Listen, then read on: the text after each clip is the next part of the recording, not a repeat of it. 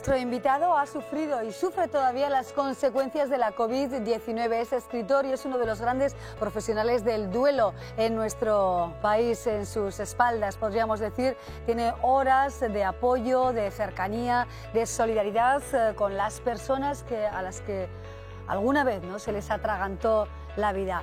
Él es José Carlos Bermejo, director de la Escuela de Humanidad, un profesional que escribe Duelo Digital y Coronavirus. José Carlos Bermejo, bienvenido, muy buenas tardes, gracias por estar en La Muga. Un saludo muy cariñoso a Maya desde el Centro de Humanización de la Salud San Camilo.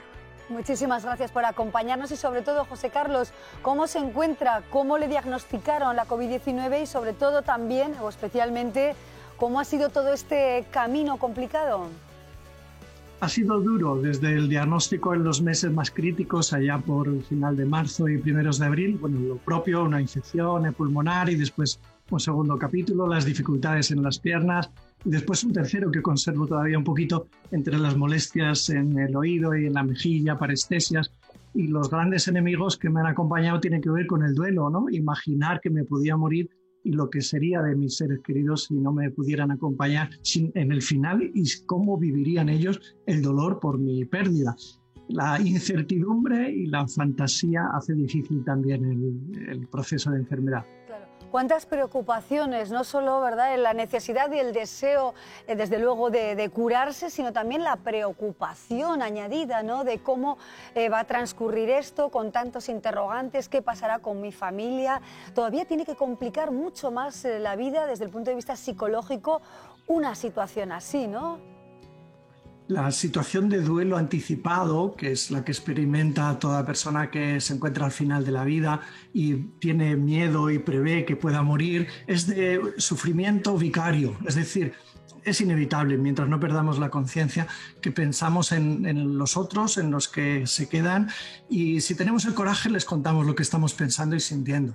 Si hay pacto de silencio, conspiración de silencio, pues más bien se vive en soledad, aunque haya comunicación. Durante la pandemia se ha complicado justamente por la falta de presencia, ¿no?, por la falta de manos que se acarician, de abrazos que se dan, de miradas que se cruzan y de silencios que se mastican en la dificultad.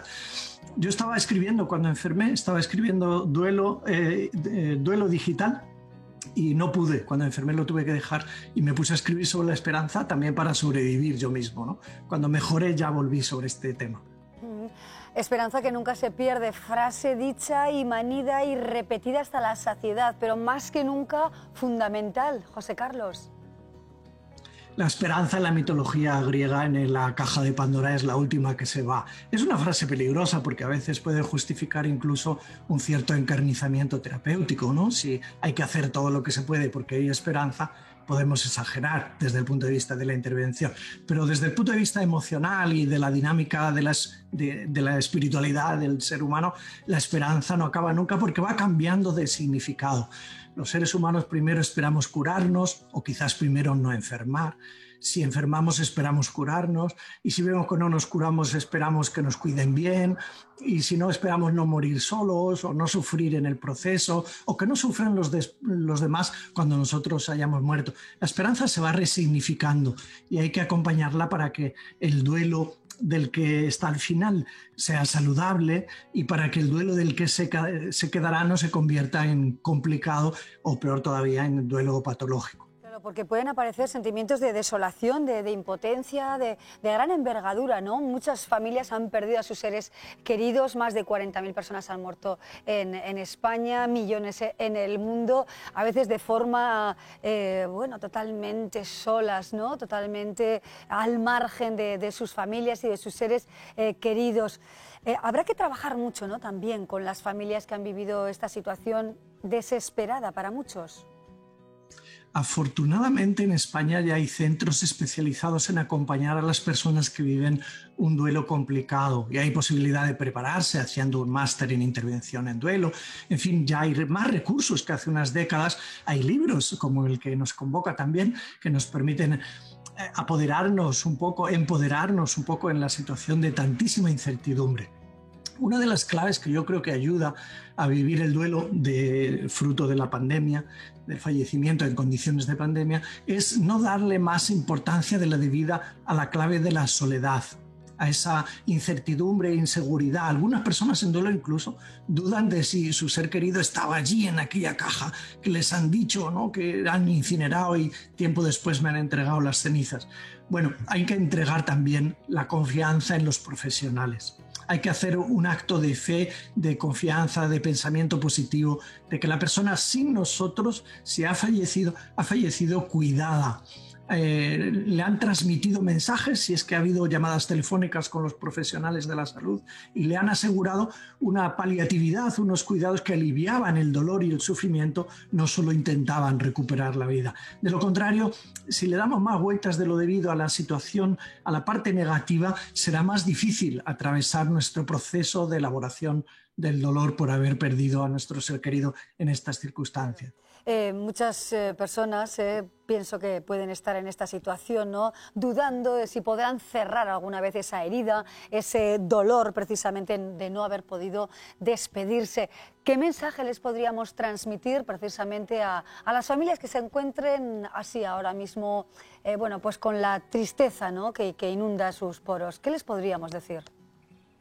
Yo con mucha sencillez les daría un abrazo virtual, que es lo que estamos pudiendo hacer en este momento, y les animaría a que si por algún motivo algo se está complicando, acudan a la ayuda propia de los seres queridos supervivientes y también de los especialistas. Ahora hay muchas personas que, formándose en duelo, están haciendo también procesos de acompañamiento a través del teléfono, a través de las videollamadas, porque no hay que hacerse el fuerte en el duelo, sino que hay que aceptar la propia fragilidad. Duelo es un proceso, nadie nos va a devolver a nuestro ser querido, podemos elaborar este proceso de manera saludable, podemos decidir cómo lo vivimos, al menos en una parte, si nos dejamos ayudar, porque efectivamente ahora todo además se digitaliza, ¿verdad? Y esto es de lo que habla nuestro libro. Y esta falta de contacto físico hay que buscar suplirla, ¿no? La falta de ritos que hemos experimentado y seguimos experimentando, hay que intentar buscar una posibilidad de recuperarla. Habrá que hacer ritos cuando esto sea posible para achucharnos y llorar y dejar las lágrimas en el hombro de los profesionales expertos o de nuestros seres queridos. Otra cuestión, la culpa, que pueden, por ejemplo, sentir también familias que quizá decidieron acoger en sus casas a sus mayores, a sus padres, familias quizá con hijos jóvenes que han podido contagiar a los mayores y que seguramente genera una culpabilidad, ¿no? ¿Qué decimos ante eso? ¿Perdonarse? ¿Perdonarnos? ¿Qué hacemos? Hay una culpa, en realidad la culpa es una de las pulgas, decimos nosotros, y así lo hemos publicado fruto de algunas investigaciones hechas, ¿no? Una de las pulgas, es decir, es como un bichito que se instala en el perro la pulga y pica y molesta. La culpa en el duelo es como un elemento añadido que nos pica, nos molesta y nos aumenta el sufrimiento, que ya sería bastante por la pérdida de un ser querido, ¿no? Se añade ese sentimiento de culpa. En ocasiones, la culpa en el duelo es sana, porque es indicador de que algo hemos hecho mal y no queda más remedio que revisarlo y perdonarlos y celebrar el perdón y buscar restaurar hasta donde es posible y simbólicamente quizás también hasta escribir a nuestro ser querido que ya no lo va a recibir para drenar lo que nos está pasando dentro. Hay una culpa más difícil de manejar, que es la culpa irracional, que nos habita mucho en el duelo. ¿Por qué no hice? ¿Por qué ha muerto solo? Como si yo le hubiera abandonado, cuando en realidad ha hecho todo lo que podía. Esta culpa irracional a veces, si es temporal, dura poco, cumple también una función adaptativa. Nos empodera, nos hace sentirnos importantes en el proceso del duelo y en el hecho de que nuestro ser querido haya fallecido. Cuando persiste en el tiempo, hay que desmontarla con argumentos también racionales.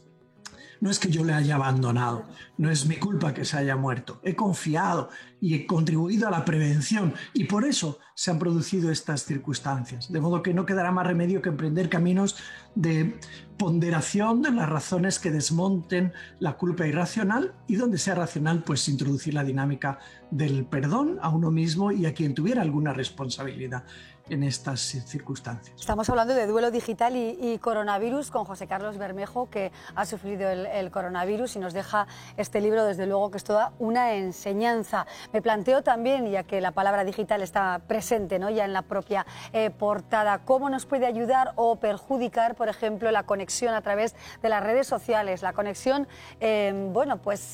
virtual, la conexión telemática, recibir, enviar muchos mensajes, conectarse de esa manera con las personas que están ahora mismo pues más preocupadas, ¿no?, porque esta situación de incertidumbre sin duda nos tiene en una sensación de poco control, ¿no?, de nuestras vidas. ¿Nos ayuda esa conexión virtual?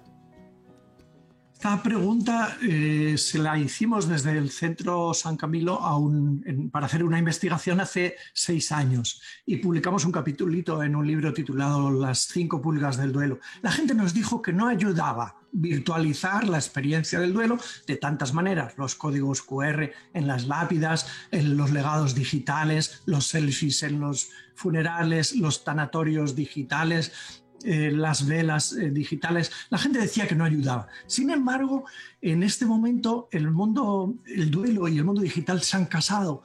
No hay manera de separarlos porque es lo que tenemos, es la posibilidad que tenemos. Por lo tanto, ahora hay que sacarle partido.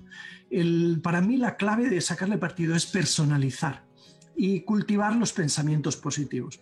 No vale enviar muchos mensajes indiscriminados con frases hechas o tópicos o responder buscando poemas que no nacen de nuestro corazón. Lo que más vale es interesarse por las verdaderas necesidades que está teniendo el doliente, nuestro amigo, nuestro ser querido. Necesitas algo, te puedo ayudar en algo, te mando un abrazo. Las frases más sencillas, desterrarnos de los tópicos, las frases más centradas desde la impotencia, las más centradas en el sufrimiento que valida los sentimientos, los miedos, son las que más nos pueden ayudar a caminar en la incertidumbre, porque la incertidumbre no la podemos desterrar en este momento. Las que valen, ¿no?, las de verdad, siendo sencillas, probablemente más verdaderas que cualquier otra más rebuscada. Doctor José Carlos Bermejo, muchísimas gracias, ha sido un placer escucharle, nos ha ayudado sin duda y espero que haya ayudado también a tantas personas con duelo digital y coronavirus. Le deseamos una pronta recuperación y gracias de verdad y esperemos verle también aquí en Navarra, tierra que bien conoce. Gracias y cuídese mucho, hasta pronto. Saludos con mucho cariño. Un fuerte abrazo, gracias, de verdad hemos...